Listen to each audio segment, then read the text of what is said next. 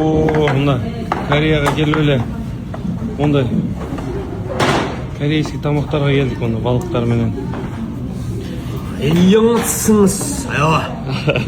Японча сүйлөп атат. Аңлабайм.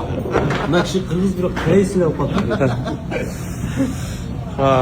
Мен эми сиздерге ушундай Кореянын улуттук нерселерин бардыгын биз бир жумадан ашып жүрөбүз, а?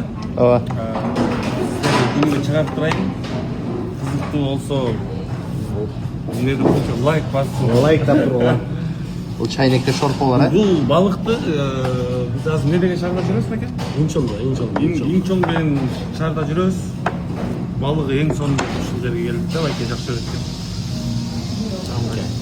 Бул жак Акемот Баткенден Нуралы